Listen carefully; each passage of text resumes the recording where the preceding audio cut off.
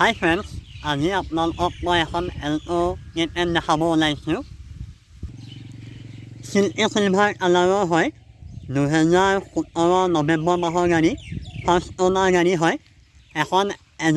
এগৰাকী এডভোকেটৰ গাড়ী আছিলে, লেডিজে চলোৱা গাড়ী হয়। গাড়ী কণ্ডিশ্যন খুব ধুনীয়া হৈ আছে, ৱেল মেইনটেইনত ৰখা গাড়ী।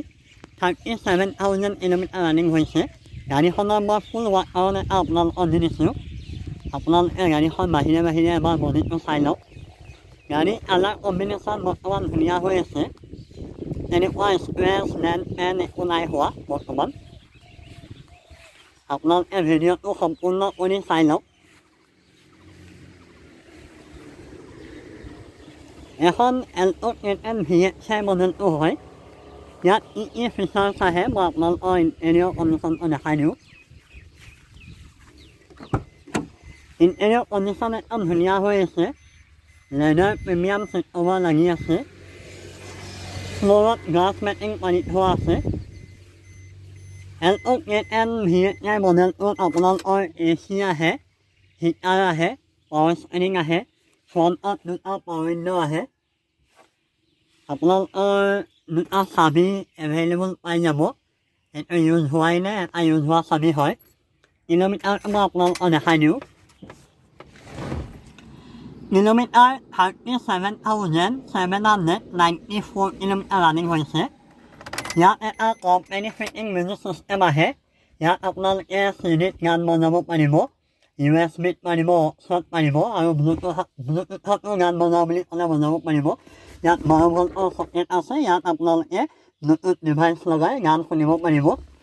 এইখন 5 স্পীড মেনুৱেল গিয়াৰবক্সৰ সৈতে আহে।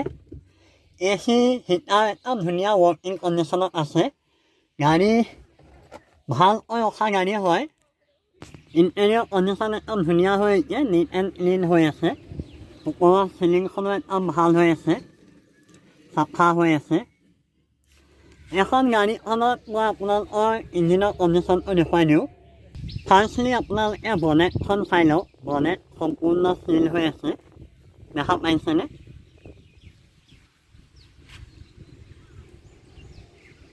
এতিয়া আপোনালোকে এপ্ৰনটো চাই লওক। এপ্ৰন সম্পূৰ্ণ চিল পাই যাব। কোনো ধৰণৰ মাৰ্চাৰ খোৱা গাড়ী নহয় এখন, সম্পূৰ্ণ গাড়ী চিল হৈ আছে। সেইটো এপ্ৰন চাই লওক। ইঞ্জিনত আজিলৈকে অকণো ক'তো ৰেঞ্চ হাতীয়া একো লগোৱা নাই। সেইবিলাক কোম্পানীৰ পৰা অহা স্পিকাৰ লাগিয়ে আছে। সম্পূৰ্ণ ইঞ্জিন চিল হৈ আছে। ইঞ্জিন গিয়াৰবক্সত ক'তো ৰেঞ্চ লগোৱা নাই, সম্পূৰ্ণ চিল পাই যাব। বেটেৰী কণ্ডিশ্যনো ভাল হৈ আছে। এইখন গাড়ী K চিৰিজৰ ইঞ্জিনৰ হয়। ইয়াত আপোনালোকে মাইলেজ ধুনীয়া পাই যাব, 20+ মাইলেজ পাব। বাকী গাড়ী কণ্ডিশ্যন একদম ধুনীয়া হৈ আছে, স্মুথ হৈ আছে। মই আপোনালোকক গাড়ীখনৰ কোনো এক্সিডেণ্টেল হিষ্ট্ৰী নাই যদিও সম্পূৰ্ণ বডিৰ চিলসমূহ মই আপোনালোকক দেখাই দিম। ভিডিঅ'টো আপোনালোকে সম্পূৰ্ণ কৰি চাব, স্কিপ কৰি নাচাব। দৰ্জাৰ চিলসমূহ আপোনালোকে চাই লওক, সম্পূৰ্ণ চিল হৈ আছে। সেইটো চাই লওক।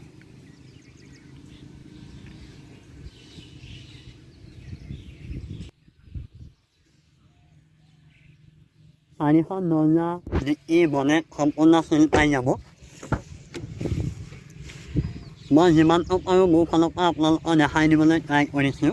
আপোনালোকে ভিডিঅ'টো সম্পূৰ্ণ কৰি চাব। দেখা পালে সম্পূৰ্ণ চিল হৈ আছে। এইবিলাকো আপোনালোকে চাই লওক, সম্পূৰ্ণ কোম্পানী চিল পাই যাব। এইটো চাওক। মই যিমানটো পাৰোঁ আপোনালোকক একদম ডিটেইলছত দেখাই দিবলৈ ট্ৰাই কৰিছোঁ। ৰাইট ছাইডতো চাই লওক, সম্পূৰ্ণ চিল হৈ আছে। ড্ৰাইভাৰ ছাইডেও সম্পূৰ্ণ চিল হৈ আছে।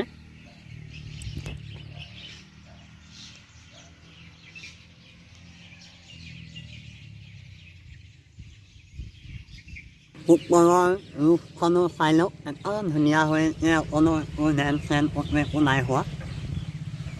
মই আপোনালোকৰ ডিক্কিৰ ফালৰ পৰা দেখাই দিছোঁ। ডিক্কি আপোনালোকৰ সম্পূৰ্ণ চিল পাই যাব।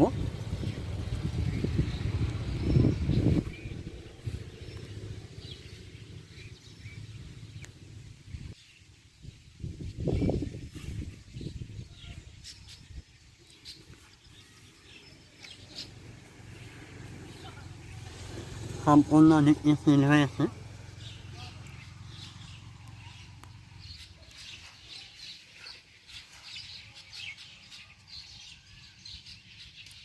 পিছফালে এখন পাৰ্চেল ট্ৰে পাই যাব।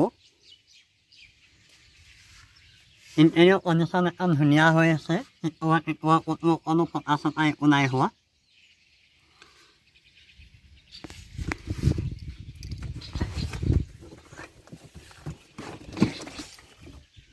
তলৰ ফ্ল'ৰতো অকণো মামৰ ৰাষ্টিং কোনো ধৰণৰ একো নাই ধৰা। এইটো হয় যে হুইলেন চব পাই যাব। বেক পাৰ্কিং চেন্সৰ পাই যাব। গাড়ীৰ টায়াৰসমূহ মই আপোনালোকক দেখাই দিওঁ। টায়াৰ কণ্ডিশ্যন মোটামুটি ভালেই হৈ আছে।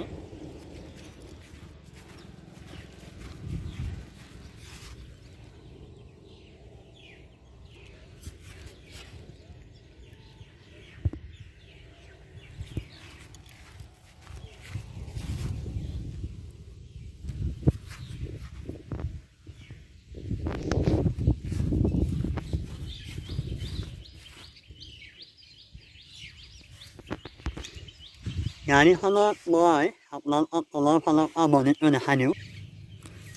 গাড়ীত কোনো ধৰণৰ মামৰ ৰাষ্টিং একো নাই অহা। একদম ধুনীয়া হৈ আছে। আপোনালোকে ভালকৈ চাই লওক। কচা কচি একো নাই হোৱা।